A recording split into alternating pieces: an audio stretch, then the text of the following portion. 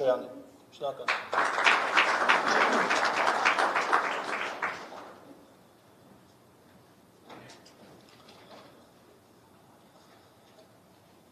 Կերներ, ես եմ ողջունում բոլորին, ուզում եմ ասել, որ ինձ համար մեծ պատիվ և պատասխանատվություն է դառնալ ձեզնից մեկը և մասնակից լինել են կարևոր գործին, որ բոլորս իրար ձեռնարկել ենք։ Նախ և առաջ կարծում եմ անհրաժեշտ է բացատրել, թե ինչի համար ենք մենք գտնվում այստեղ և ընդհանրապես ինչի համար ենք մասնակցում ընտրություններին։ Բացատրությունը իրականում շատ պարզ է, մեր համոզմամբ Հայաստանի քաղաքական համակարգը շարժվում է սխալ ուղղությամբ և մենք փորձում ենք շտկել այդ սխալ ընթացքը։ Ամիսներ շարունակ մենք բացատրում էինք և հիմնավորում, որ Նիկոլ Փաշինյանին և հակապետական տարրերին իշխանությունից հնարավոր է հեռացնել միայն ընդդիմության միավորման և մեկ միասնական ցուցակի ձևավորման միջոցով։ Հավակնոտ, բայց արդյունավետ այս ծրագիրը ինչ-ինչ պատճառներով կյանքի չկոչվեց, ավելի շուտ պատճառները պարզ են։ Քաղաքական ուժերի սխալ հաշվարկները, էգոիզմը, ագահությունը և վարչապետական մոլեռանդ մրցավազքին մասնակցելու բարդույթը։ Մենք տեսնում ենք մարդիկ, որոնք պատրաստ են ամեն ինչի, որ ընդամենը մի քանի վայրկյան անունների կողքը գրվի վարչապետի թեկնածու, այդպիսի մարդիկ էլ ենք տեսնում։ Ինչևիցե, այլասերված այս իրականությունը ձևախեղում է մեր ազգի առջև ծառացած մարտահրավերների կարևորության ընկալումը։ Այսինքն հունիսի 7-ի ընտրությունները դառնում են սովորական մի երևույթ, այնքան սովորական, որքան մեր պատմության բոլոր նախագահական և խորհրդարանական ընտրություններն էին։ Իսկ մենք ուզում ենք հիշեցնել, որ սրանք սովորական ընտրություններ լինել չեն կարող։ Սա ինձ թվում է ամենակարևոր արձանագրումն է, որ մենք պետք է անենք։ Սրանք սովորական ընտրություններ չեն և չեն կարող լինել։ Հիմա կբացատրեմ, թե ինչի։ Բայց մինչ այդ, այնուամենայնիվ, ուզում եմ հիշեցնել, որ մենք չենք այրում կամուրջները մեր ընդդիմադիր գործընկերների հետ, ունենալով այն համոզմունքը, որ փոփոխություններ բերելու հրամայականը մեզ ինչ-որ մի օր, ինչ-որ մի պահի նստեցնելու է նույն սեղանի առջև։ Բայց նաև ուզում ենք հիշեցնել, որ այս ընտրությունները չեն կարող լինել միայն 10,000 դրամով բարձրացված թոշակների,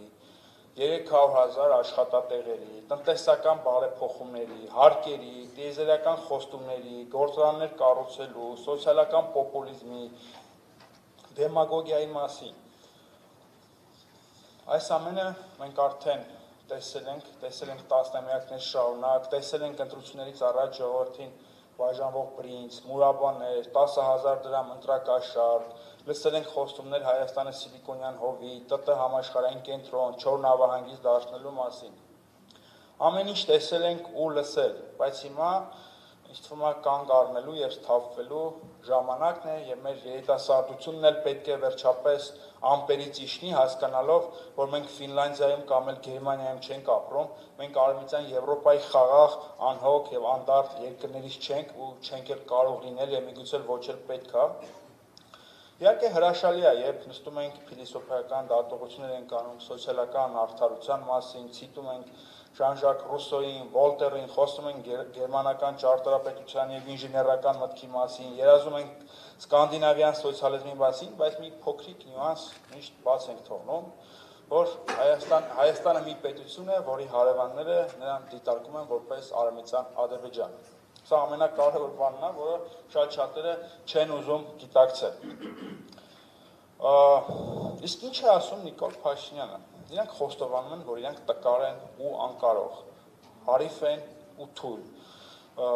ժամանակին իբրև թե սխալ հայրենասիրություն են դավանել,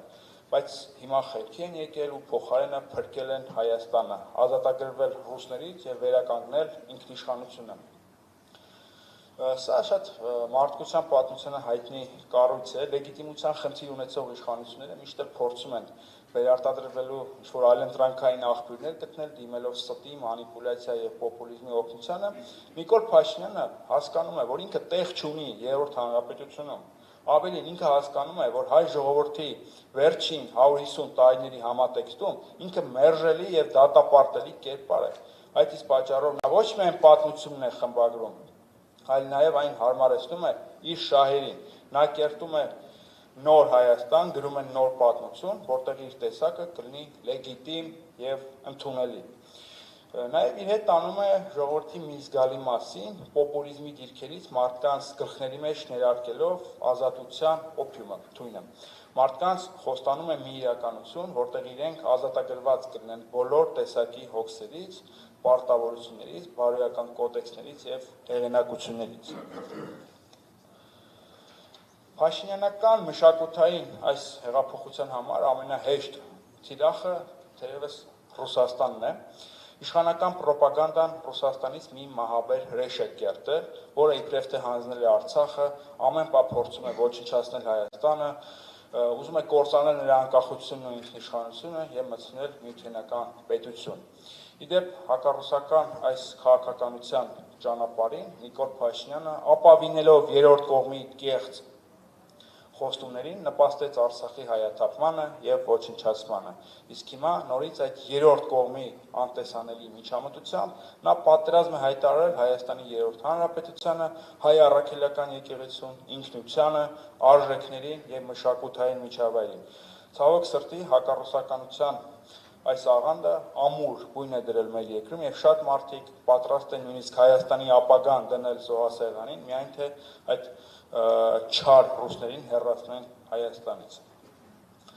ԿՊԱ-ականները ժողովրդին կեղծ խոստումներ են տալիս խաղաղության, լավ ապրելու, ինքնիշխանության, ԵՄ անդամ դառնալու, ԱՄՆ-ի հետ ռազմավարական դաշինք կնքելու մասին, բայց իրականում նրանք բացում են զորյանական ձևակերպմամբ հայոց բերդի դարպասները թուրքական փափուկ ուժի եւ մշակութային էքսպանսիայի առջեւ։ Թուրքերն ու ադրբեջանցիները հաղթելով հայերին ռազմաճակատում, հիմա էլ փորձում են նրանց ծնկի բերել կեղծ խաղաղությամբ։ Շատերիդ մոտ իհարկե կարող է հարց առաջանալ, թե ինչպես է սա հնարավոր։ Փափուկ ուժի ներգործությամբ եւ ԿՊԱ-ականների շուրթերով մեզ համոզում են, թե մենք վերջին 150-200 տարիներին սխալ ենք ապրել։ Իրականում չպետք է ապստամբեինք Օսմանյան կայսրության դեմ, որպես հավատարիմ միլետ չպետք է դավաճանեինք թուրքերին, անցնելով ռուսների կողմը։ Մեզ համոզում են, որ մենք ենք մեղավոր, որ ցեղասպանվել ենք։ Մեզ բացատրում են, որ Ղարաբաղյան շարժումը սխալմունք էր, հրահրված ԿԳԲ-ի կողմից եւ այլն։ Ահա թե ինչու ենք մենք ուզում մասնակցել ընտրություններին։ Ուզում ենք հիշեցնել, որ հունիսի 7-ը 10,000 դրամով բարձրացված թոշակների եւ 300,000 աշխատատեղերի մասին չէ։ Իրականում հունիսի 7-ը Հայաստանի որպես անկախ եւ ինքնիշխան պետություն լինել չլինելու մասին է։ Լինել չլինել չպետք չէ էլի պատկերացնել որպես մեկ օրվա աղետ, այսօր կա, վաղը չկա։ Այդպես չի։ Անունով այն կարող է մնալ, բայց խոսքը անվան ձևական գոյության մասին չէ, այլ բովանդակության։ Բովանդակություն, որը փտում է, եւ հիմա մենք ինքներս մեզ պետք է հարցնենք, այս տարածքը մնալու է որպես հայերի պետություն, թե փոխակերպվելու է Արևմտյան Ադրբեջանի, կամ էլ թուրք, ադրբեջանական, ռուսական ազդեցության բաժանված գոտիների է բաժանվելու, որտեղ մնացած փոքրաթիվ հայ բնակչությունը կամ բնակչության միակ առաքելությունը լինելու է ազդեցության այդ գոտիների իրական տերերին սպասարկելը։ Սա է լինելու թուրքերի հետ այդքան երանելի ձեր առևտրի վերջաբանը։ Պուտինին հայոյելով, ասֆալտ անելով, կեղծ խաղաղության խոստումներով, թուրքերին միջանցք նվիրելով եւ ընդհանրապես այս կեղծ ակտիվիզմով Հայաստանը չի կարող ինքնիշխան լինել։ Ինքնիշխանությունը պետք է ամուր սյուներ ունենա։ Իմ համոզմամբ ամենաառանցքային սյունը մշակութային միջավայրն է, այսինքն մեր ինքնությունը, այսինքն այն ամենը, ինչը մեզ քաղաքական հայ է դարձնում եւ ստիպում ձգտելու ազատության եւ անկախության։ Քաղաքական հայի մշակութային միջավայրի կենտրոնում ցեղասպանության հիշողությունն է։ Ղարաբաղյան շարժումը որպես հայի պայքարի եւ դիմադրության խորհրդանիշ։ Հայ առաքելական եկեղեցին եւ նախնիների ավանդած արժեքները։ Եթե փլուզում ենք այս սյունը իր բոլոր տարերով, ապա ինքնիշխանությունը դատապարտում ենք ոչնչացման։ Քաղաքական ինքնիշխանություն չի կարող լինել, եթե չկա մշակութային ինքնիշխանություն։ Բարեկեցիկ կարելի է ապրել Բրյուսելում, խաղաղ եւ երջանիկ կարող են գտնել Նյու Յորքում եւ Փարիզում, ասվածից հետևում է, որ Հայաստան անունով քաղաքական մարմինը չի կարող ապրել միայն բարեկեցության եւ երջանկության վրա խարսխվելով։ Այստեղ ապրելու եւ ստեղծագործելու շատ ավելի ազդեցիկ եւ ոգեղեն պատճառներ են անհրաժեշտ։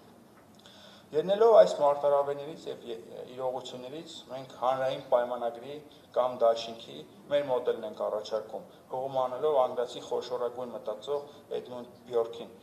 որն է այդ մոդելը։ Համերաշխություն ոչ միայն այսօր ապրող մարդկանց միջև, այլ նաև մահացածների եւ բոլոր նրանց միջև, որոնք դեռևս չեն ծնվել։ Սա է մեր հանրային պայմանագրի մոդելը, հիմա ինձ թվում է պետք է բացատրել, թե սա ինչ է նշանակում։ Այսինքն ուրանալով ցեղասպանությունը, Ղարաբաղյան շարժումը, մենք չենք կարող հաշտ լինել անցյալի հետ, անցյալի հետ կոնֆլիկտ է առաջանում։ Չենք կարող համերաշխ լինել նաև ապագա դեռևս չծնված սերնդի հետ, նրանց թողնելով ավերակներ, կազմաքանդված Հայաստան եւ Ալիևյան սահմանադրություն։ Ապագա սերունդը մեզ հայոյելու է, եթե նրանց Ադրբեջան թողնենք։ Այդ իսկ պատճառով անհրաժեշտ է Բյորքյան այս ձևակերպմամբ համերաշխություն անցյալի, ներկայի եւ ապագայի միջև։ Համերաշխությունը չի կարող միայն սոցիալական արդարության վրա խարսխված լինել, նաև համերաշխության այս մոդելը կա, որը այս պահին մեզ ամենաշատն է պետք իմ համոզմամբ։ Իրականում սա չափազանց բարդ ճանապարհ է, որը ենթադրում է էվոլյուցիոն, աստիճանական զարգացման տրամաբանություն։ Մենք քաղաքական գործիչներս, ակտիվիստներս այս խնդիրը միայնակ չեն կարող լուծել եւ պարտավոր են դիմել հայ իրականության ամենաշարունակական չընդհատվող ինստիտուտի օգնությանը։ Խոսքը հայ առաքելական եկեղեցու մասին է։ Մենք առաջարկում ենք վերանայել հոգեվոր եւ աշխարհիկ իշխանությունների մասին մեր կարծրացած, բարդությունավորված պատկերացումները, մեծացնելով հայ առաքելական եկեղեցու դերը մեր հանրային կյանքում։ Կասկածի տակ չդնելով եկեղեցու եւ ամենայն հայոց կաթողիկոսի անկախությունը, նրանց մասնակից դարձնել մեր ազգային նոր ռենեսանսի գործին։ Դրա համար անհրաժեշտ է հայոց քրիստոնեությունը միահյուսել հայկական ժողովրդավարության հետ։ Եկեղեցու հայրերի աստվածաբանությունը ներդաշնակեցնել մեր լիբերալ քաղաքական փիլիսոփայության հետ։ Փորձել պահել ու զարգացնել այն ամենը, ինչը կենսունակ է, եւ աստիճանաբար դուրս շպրտել անպետքն ու վնասարարը։ Մենք պետք է հասկանանք, որ հայ առաքելական եկեղեցին սովորական կրոնական կազմակերպություն չէ, որի միակ զբաղմունքը պատարակ մատուցելն է կամ աղոթելն է։ Հայ եկեղեցին Հարավային Կովկասում հայկական պետականություն ստեղծելու առաջնային եւ առանցքային դերակատարներից մեկն է, ինչը նրան փայատել է դարձնում Հայաստանի Հանրապետության։ Ես այսպես եմ պատկերացնում մեր ընթացքը, իսկ ժողովրդին էլ առաջարկում եմ պայքար եւ տքնաջան աշխատանք այդ ազատության կեղծ օփյումի փոխարեն։ Ուրացումը, դավաճանությունը, երեսպաշտությունը, միայն օրվա հացով ապրելը, ազգային խրախճանքներով եւ փառատոներով փոխարինելը ոչ խաղաղություն է բերելու եւ ոչ էլ բարեկեցություն։ Ազգային ռենեսանս լինելու է, հայ ժողովրդի ստորացման այս ամոթալի էջը փակվելու է, ռեմոնտադան հնարավոր է։ Շնորհակալ եմ։